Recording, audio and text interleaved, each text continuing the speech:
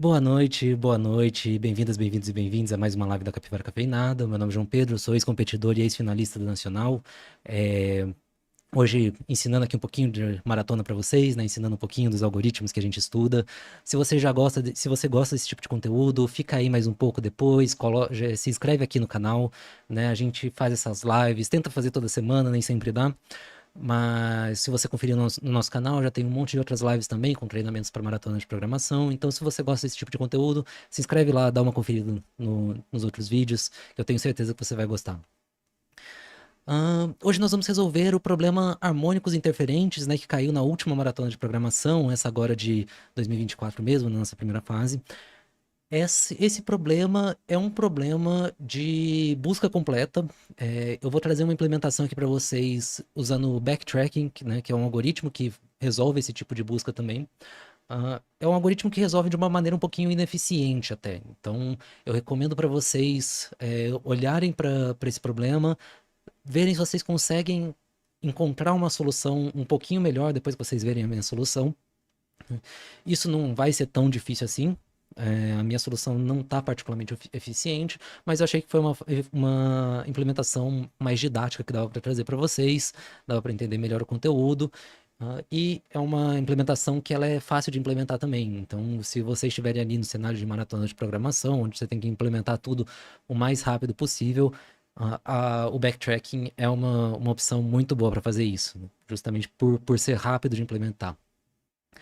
Então, sem mais delongas, vamos lá ler o problema e tentar entender e partir para a solução, né? Harmônicos interferentes. A transmissão de mensagens por meios eletromagnéticos apresenta diversos desafios, como a interferência de outros sinais, naturais ou artificiais, que podem corromper uma transmissão. Uma estratégia comum é o envio de informações adicionais que permitem validar uma mensagem recebida. Alguns protocolos mais robustos permitem até mesmo corrigir alguns erros da mensagem enviada. Arthur e Bruna estão tentando um novo protocolo de transmissão em dispositivos que eles desenvolveram. Uma mensagem M, que é uma sequência de bits, é enviada de Arthur para Bruna juntamente com uma sequência de controle N, também representada como uma sequência de bits. Ao compor uma mensagem M e escolher os bits N, Arthur se certifica que o inteiro codificado por M seja divisível pelo inteiro representado por N. Para cada bit recebido por Bruna, caso o bit tenha sido transmitido sem problemas, o valor 0 ou 1 será armazenado no dispositivo receptor. Caso tenha havido alguma interferência, o símbolo asterisco é armazenado no lugar do bit. O resultado da transmissão será armazenado no par M' e N'. Após a comunicação, caso a mensagem tenha sido enviada com sucesso, Bruna consegue decodificar a mensagem M original, pois M é igual a M'. Caso tenha havido algum problema por conta da forma como o protocolo funciona, pode ainda ser possível decodificar a mensagem. Caso muitos bits tenham sido perdidos, Bruna simplesmente descarta a mensagem. Mas para a transmissão onde no máximo 16 bits do par MN original tenham sido perdidos, Bruna gostaria de tentar recuperar a mensagem, evitando retransmissões. Ela precisa de sua ajuda para recuperar uma das possíveis mensagens codificadas pelo par M', N' recebido. Por exemplo, suponha que Bruna tenha recebido M' igual a 111 asterisco e N' igual a 1 asterisco. Duas transmissões poderiam ter sido realizadas.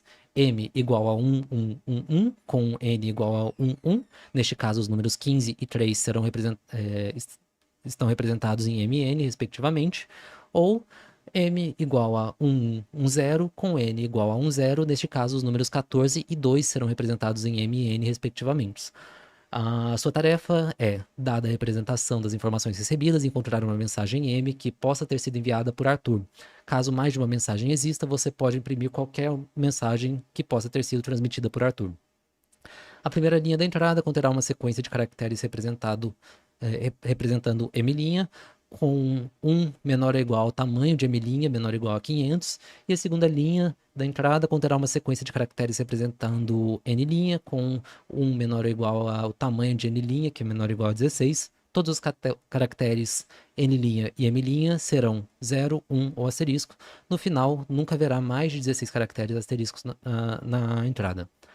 A saída é uma única linha que deve ser impressa contendo a mensagem M, compatível com a informação recebida por Bruna. Então aqui a gente tem alguns exemplos de entrada, então um asterisco e um asterisco é uma entrada possível, e a gente tem um exemplo de saída, né? É uma saída válida. A gente viu aqui também que essa não é a única saída válida, então se você tivesse retornado também 0, o solver aceitaria, né? O solver do Boca aceitaria.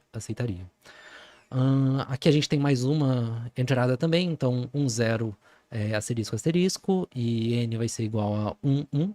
E nesse caso a gente tem aqui a única opção possível é 1, 0, 1, 1, 0, 1, certo?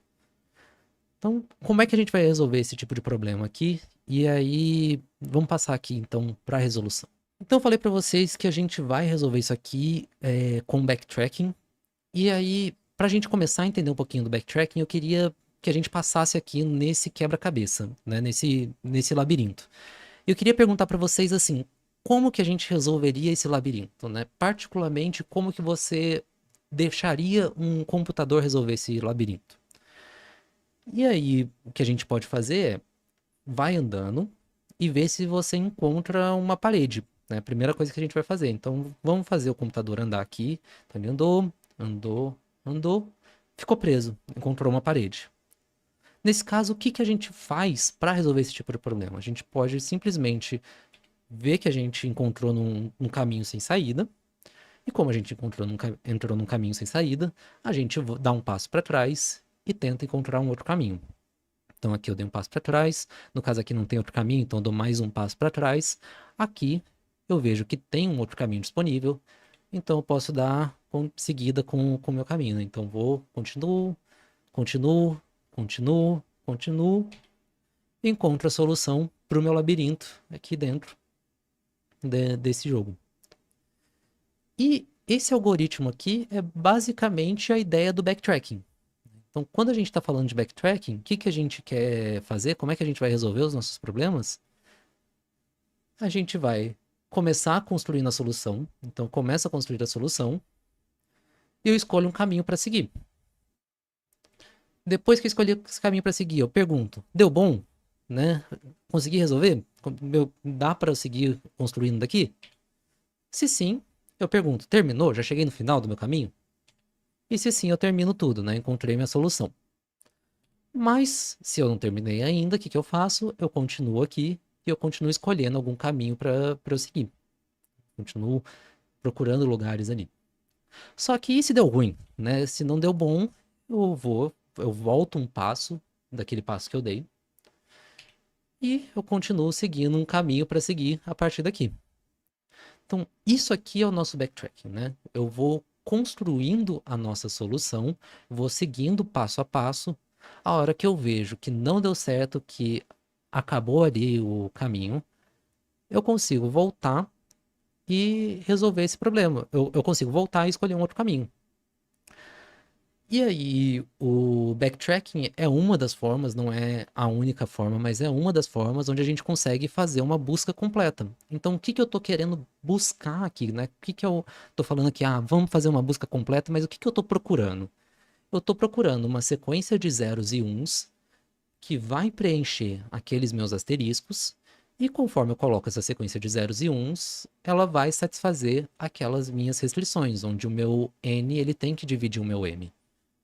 Então eu vou buscar por. Desculpa, só dar uma ajeitadinha aqui.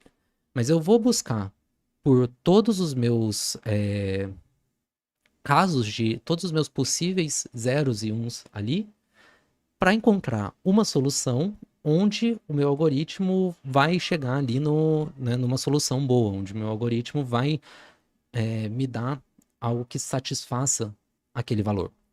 Então vamos continuar. Vamos ver como é que eu faço isso aqui. Então eu tenho aqui, vamos supor que eu tenha essa entrada aqui, onde eu tenho o m' igual a 1, 1, 1 asterisco e o meu n igual a 1, 1. E a primeira coisa que eu vou fazer aqui, só para a gente ter mais uma noção, é substituir aqui o meu n pelo valor decimal dele, né? Só para a gente poder trabalhar.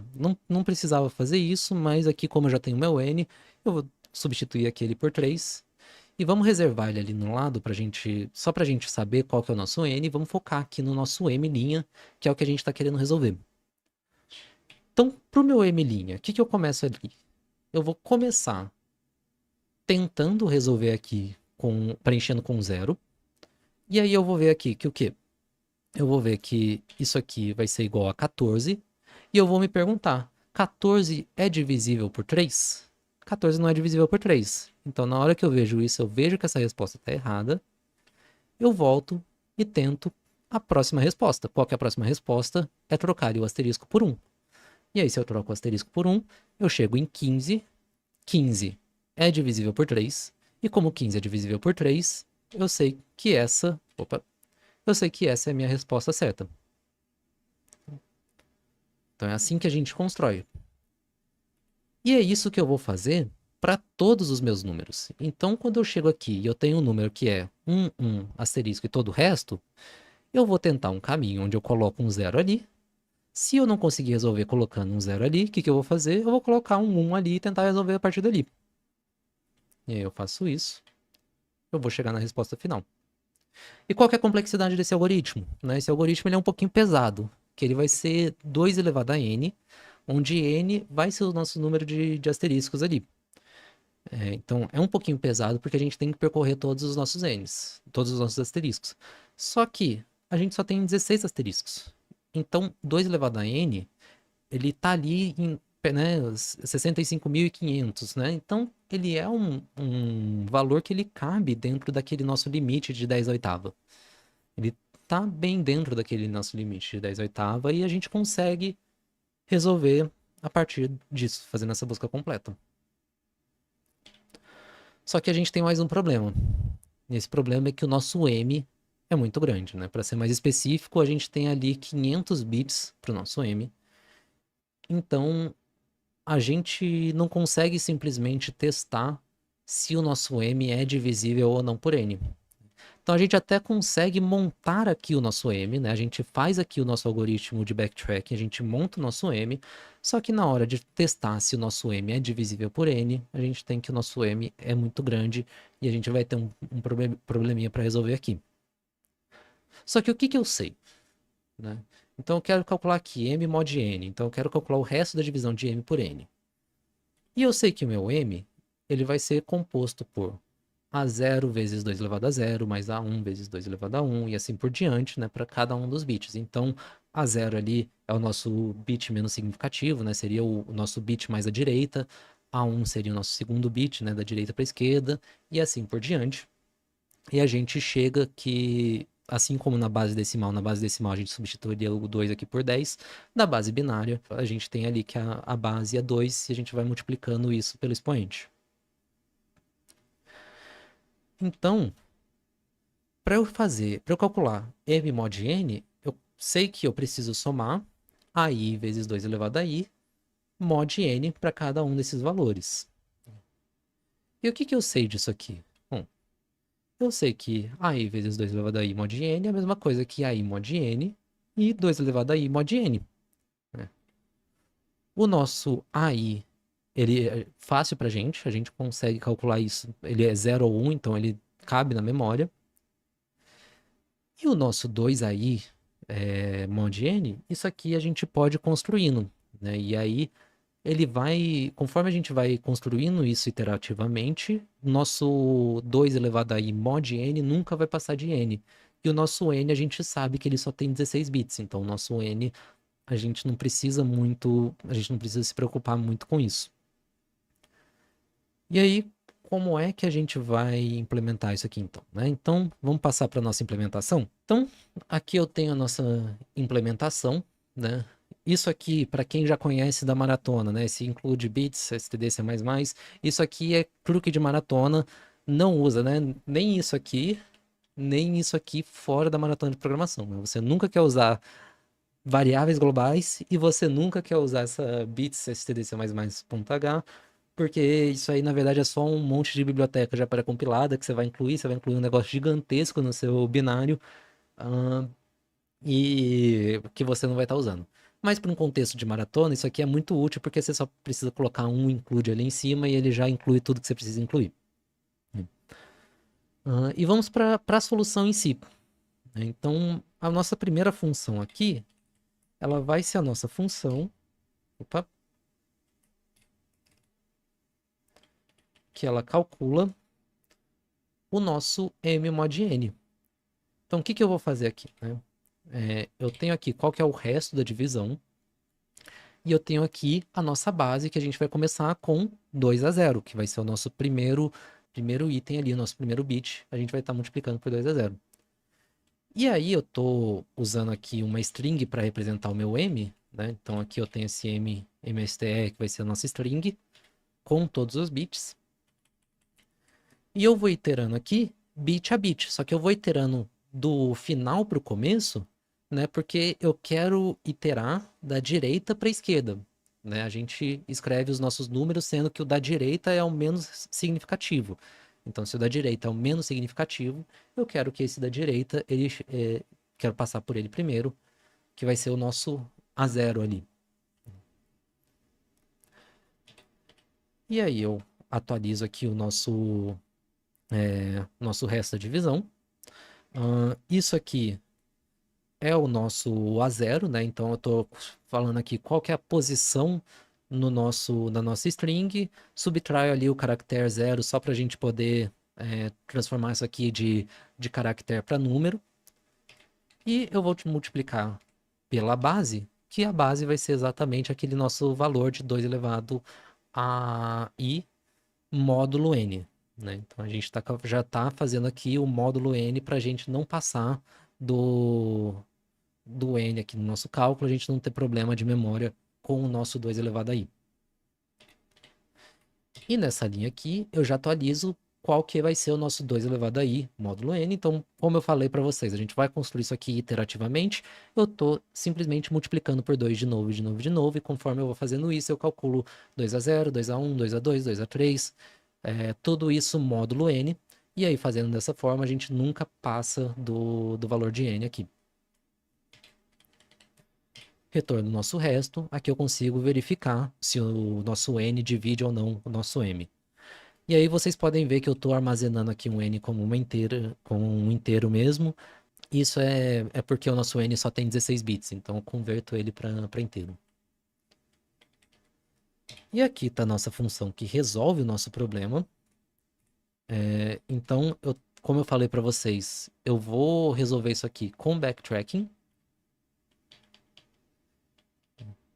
Então, isso aqui é a nossa função inteira. Ela é uma função um pouquinho grande, mas vamos tentar quebrar ela passo a passo para a gente entender como é que ela funciona.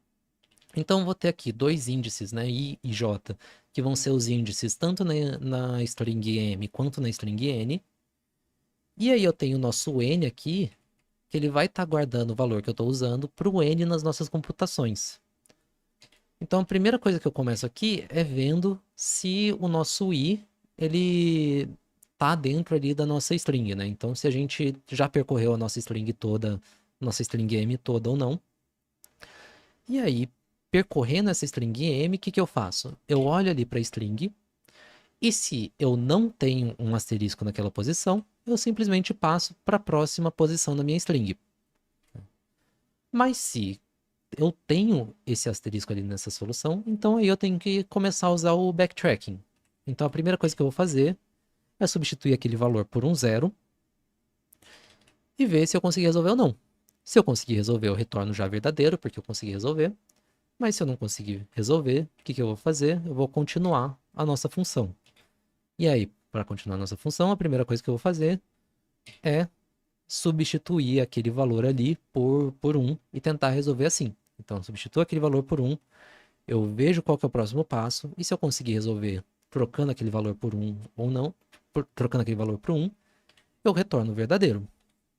Caso contrário, se nenhum desses caminhos me deu uma resposta certa, o que que eu faço? Eu reverto todas as mudanças que eu fiz aqui na minha string, e aí, quando eu reverto essas mudanças, né, eu sei que nenhuma das alternativas funcionou, eu retorno falso e eu tento alguma outra solução, né? Eu volto algumas chamadas dessa função e tento por um outro caminho. Então o backtracking está aqui. Conforme eu estou fazendo isso aqui, eu estou construindo aqui qual que vai ser o meu valor de m para nossa função. Depois que eu olhei aqui para o nosso m, o que eu vou fazer? Eu vou olhar aqui para o nosso n. Então, se o nosso n, se eu tenho ali um asterisco naquela posição, o que eu faço? Eu vou continuar construindo ali o... Bom, se eu não tenho ali um asterisco naquela posição, o que eu vou fazer? eu vou colocar aquele dígito no meu número n, né? Então, o que que eu estou fazendo aqui? Eu estou deslocando ele aqui para a esquerda, e aí isso aqui eu estou simplesmente passando para o próximo bit, né? Liberando ali o último bit para eu poder colocar o valor certo, e aí naquele último bit eu vou colocar qual que é o valor que estava ali na minha string. Então, na hora que eu faço isso aqui, eu preencho com aquele valor da minha string ali dentro. E aí eu retorno se eu conseguir resolver ou não. Caso teve uma falha na comunicação e eu tenho ali um asterisco naquela posição, o que que eu faço? Eu tento colocar um zero ali primeiro, né? Então, como é que eu vou colocar um zero? Se eu simplesmente deslocar os valores, eu já vou ter um zero naquele lugar. E aí, se eu coloquei um zero ali naquele lugar, eu não preciso somar nada aqui, né? Então, nosso n ali. E se eu conseguir resolver dessa forma, eu retorno verdadeiro. Se eu não conseguir resolver dessa forma, aí eu passo para o próximo. Então, eu tento ali, antes eu tinha um zero, eu tento colocar um 1 naquela posição. E aí, se eu coloco um naquela posição, eu tento resolver dessa forma. E note aqui no nosso, quando a gente olhou para o n, que eu não estou revertendo as mudanças que eu fiz no n. E aí depois eu queria, se alguém soubesse por que que eu não estou revertendo as mudanças que eu coloquei no n aqui, eu queria que você colocasse aqui no chat. É um desafio aqui para vocês. Mas construo aqui, né? Tento colocar um zero aqui, tento colocar um 1 aqui. E aí vou vendo se eu consigo resolver ou não com aquele valor de n dentro da nossa função. Fiz isso, né? Cheguei no final do i, né? Cheguei no final da minha string m, cheguei no final da minha string n. Quero saber se a minha solução tá boa ou não. O que que eu faço? Eu computo aqui m módulo n e eu vejo se isso aqui é igual a zero. Se isso aqui for igual a zero, significa que o meu n divide o m, e se o meu n divide o m, eu achei a minha solução. Faço a entrada aqui da minha string m, faço a entrada da minha string n, resolvo o... Não precisa voltar o n, porque n não é uma cópia. Na verdade, é exatamente o contrário, né? O n ele não é uma referência. Toda vez que eu chamo ali no n, ele é uma cópia quando eu faço ali na minha função. Então, né, cada vez que eu chamo aqui a função, eu crio uma cópia. Então, no meu stack ali, eu vou estar passando uma cópia daquele meu n. E aí, quando eu modifico meu n na minha função ali, eu não modifico na minha função anterior, né? Mas é essa linha mesmo. Essa linha da solução. Do... Ah, sim, confundi os nomes, né? Pois é, não. Exatamente. E aí eu resolvo aqui e eu imprimo qual que foi o resultado da minha string depois que eu resolvi. Então, vamos ver como é que... Vamos ver se isso aqui tá certo, né? Então, eu tenho aqui de novo aquele script para verificar, como já mostrei para vocês antes. Quando eu rodo isso aqui, eu modifiquei o script um pouquinho só para mostrar o tempo de execução. Então, passei todos os inputs da maratona, o tempo tá legal. O tempo máximo ali de 147 milissegundos para os inputs da maratona, o que tá dentro do tempo limite. Eu acho que o tempo limite para isso aqui era 300 milissegundos. Como eu falei para vocês, não é lá uma implementação muito eficiente. Tem outras formas mais eficientes da gente fazer a busca completa, né? Diferentes do backtracking, mas eu acho que o backtracking é uma forma interessante para a gente implementar, porque é mais intuitivo, a implementação é simples, né? Então eu sugiro pelo menos aprender um pouquinho de como é que a gente implementa ele.